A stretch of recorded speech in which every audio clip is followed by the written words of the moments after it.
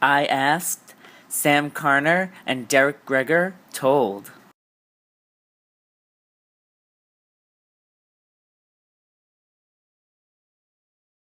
We're going to go back a little bit and find out a little bit about you guys, and then we'll get into your work. So who or what inspired you to be writers and composers?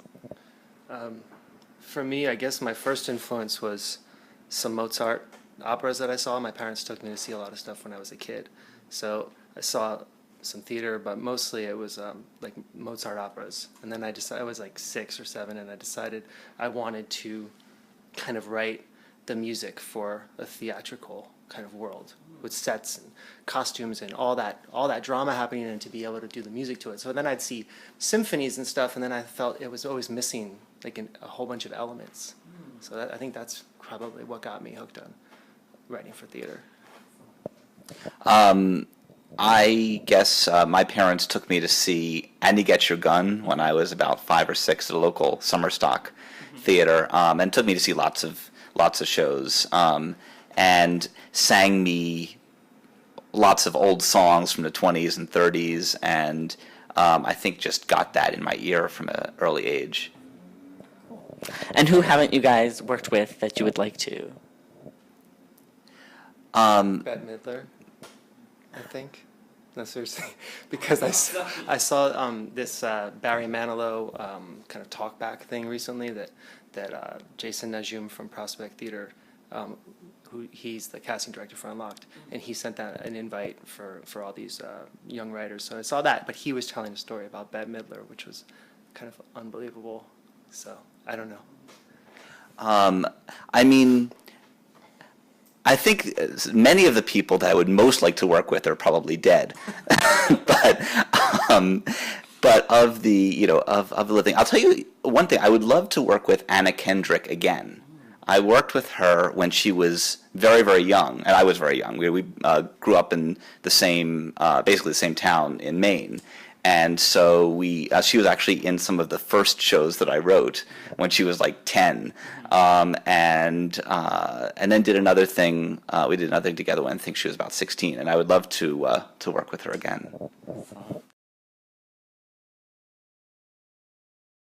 On August 5th, you are presenting Barely Legal, the Showtune Extravaganza at Le Poisson Rouge in New York's West Village.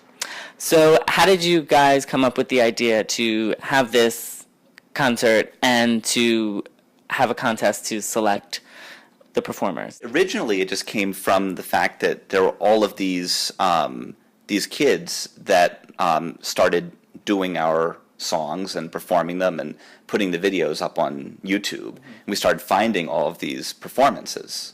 But we had a thing at my old apartment, which I called a street team meeting, and we just got a whole bunch of people in a room, people of all different ages, different walks of life. We had a lawyer, we had some people in the financial industry, we had some actors and some writers, and then there was a girl from Rutgers University. What's her name again?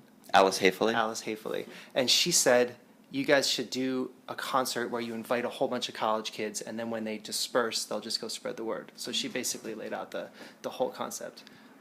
Which I think was awesome. It was the best idea of that entire meeting. As far as the contest, in the beginning we didn't actually do a contest, but this felt like a good way of just hearing what people would sound like on our songs. Also, Sam and I don't like to say no, so we're not judges, so we don't have to say no to anybody, because we love all these people that are singing our stuff. So we have a very qualified group of judges, which we think adds to the benefit for these kids, because then they're getting seen by all these people from the industry, casting directors and writers and performers. So I don't know, it kind of puts us in a fun spot where we just get to sit back and see what they pick. The Barely Legal Showtune Extravaganza contest runs through June 11th.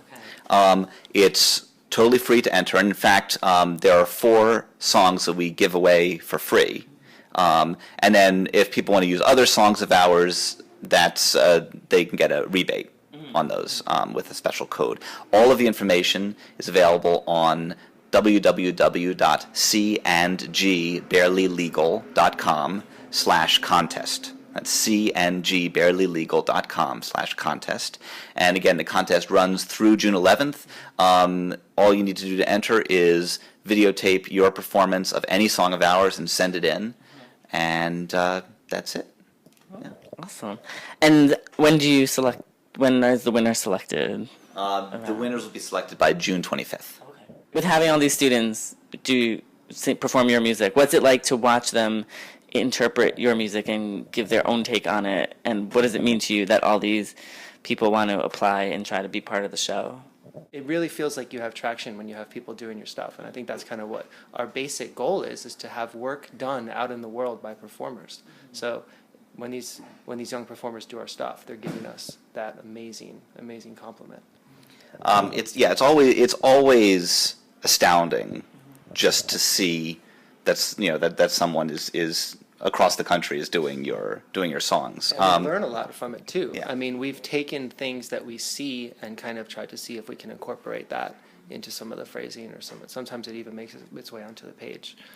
I mean, it always shows you other options in performance, and sometimes other options for the actual words and notes. I mean, it's always musical theater, cabaret is always a collaboration, and it's great to get to collaborate with people that you haven't even met. But what's really fun is when some young singer who doesn't have a lot of credits does something that makes its way into the music, whether we're working with them or whether we just see it from afar, and then you see the higher level performers, the ones that are more accomplished, singing that phrase, and I always get a kick out of that. So there's a line in After Hours that a young performer kind of sang differently, which was a great choice. It wasn't an accident, it was a choice. I put it in. So now all these, Brian Crum just recorded that song, and he's like one of the best singers that we've ever heard, and he's doing that, and I'm thinking, this young girl who sang that wrote that, like those 4 notes of music, and those are the ones that I always fight for when I'm there. That's awesome. That must be such a compliment to them, knowing that now, like this girl, she put in the extra notes, and now it's part of the song and all these other people. And it's great that you guys are willing to do that, to be open to that.